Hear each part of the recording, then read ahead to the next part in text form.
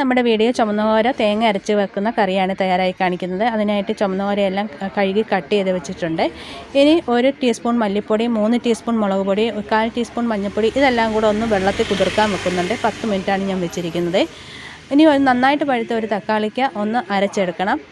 കുറച്ച് തേങ്ങയും 2 കഷ്ണം ഉള്ളിയും കൂടി ഇട്ട് അതും നല്ലതുപോലെ ഒന്ന് അരച്ചെടുക്കണം. ഇതെല്ലാം ഒന്ന് മാറ്റി വെക്കുക. ഒരു ചട്ടി അടുപ്പത്ത് വെച്ച് അതിലേക്ക് ഞാൻ കുറച്ച് വെളിച്ചെണ്ണ ഒഴിച്ചു കൊടുത്തു. വെളിച്ചെണ്ണ ചൂടായി വന്ന സമയത്ത് കുറച്ച് ഉലുവ ഇട്ട് ഒന്ന് പൊട്ടി വന്ന സമയത്ത് ഇഞ്ചി, വെളുത്തുള്ളി, പച്ചമുളക്, ഉള്ളി ഇതെല്ലാം കൂടെ ഒന്ന് വഴട്ടാനിടുന്നുണ്ട്. ഇത് നന്നായിട്ടൊന്ന് വഴണ്ട് വരുന്ന സമയത്ത് അരച്ച് വെച്ചിരിക്കുന്ന തക്കാളിക ചേർത്ത് കൊടുക്കുക.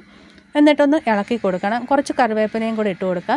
എന്നിട്ട് ഇതിൻ്റെ പച്ച മണം മാറുന്നത് വരെ ഒന്ന് ഇളക്കി കൊടുക്കുക. എന്നിട്ട് ഇത് നല്ലതുപോലെ ഒന്ന് വഴണ്ട് വരുന്ന സമയത്ത് കുതിർത്ത് വെച്ചിരിക്കുന്ന മുളകും മല്ലിയും എല്ലാം കൂടെ ചേർത്ത് കൊടുക്കുക. എന്നിട്ട് ഇതിൻ്റെ പച്ചമണം മാറി ഇതിലെ വെള്ളമെല്ലാം വറ്റി ഒന്ന് എണ്ണ തെളിഞ്ഞ് വരുന്നത് വരെ നമുക്ക് നന്നായിട്ടൊന്ന് ഇളക്കി കൊടുക്കണം. നല്ലതുപോലെ ഇളക്കി ഇതിലെ വെള്ളമെല്ലാം വറ്റി വരുന്ന സമയത്ത് ഇനി ഇതിലേക്ക് ഞാൻ കുറച്ച് ചൂടുവെള്ളമാണ് ഒഴിച്ചു കൊടുക്കുന്നത്. എന്നിട്ടൊന്ന് ഇളക്കി കൊടുക്കണം. ആവശ്യത്തിനുള്ള ഉപ്പ് ചേർത്ത് കൊടുക്കണം. കുറച്ച് കുടംപുളി കഴുകിയതും കൂടെ ഇതിലേക്ക് ഇട്ട് കൊടുക്കാം. എന്നിട്ട് ഇതെല്ലാം കൂടെ നല്ലതുപോലെ ഇളക്കിയതിന് ശേഷം ഒരല്പം മഞ്ഞൾപ്പൊടിയും കൂടെ ചേർത്ത് നമുക്കിതൊന്ന് അടച്ച് വെച്ച് ഒന്ന് തിളപ്പിച്ചെടുക്കാം. അപ്പോൾ ഇത് തിളച്ച് വന്നിട്ടുണ്ട്. ഇനി ഇതിലേക്ക് അരച്ച് വെച്ചിരിക്കുന്ന തേങ്ങ ചേർത്ത് കൊടുക്കാം. എന്നിട്ടൊന്ന് ഇളക്കിയതിന് ശേഷം നമുക്ക് മീൻ ഇട്ട് കൊടുക്കാം. മീൻ ഓരോന്നായിട്ട് ഇട്ട് കൊടുത്തിട്ട് നല്ലതുപോലെ ഒന്ന് ഇളക്കി നമുക്കൊരു 5 മിനിറ്റ് മുതൽ 10 മിനിറ്റ് വരെ വേവിക്കാൻ വെക്കാം.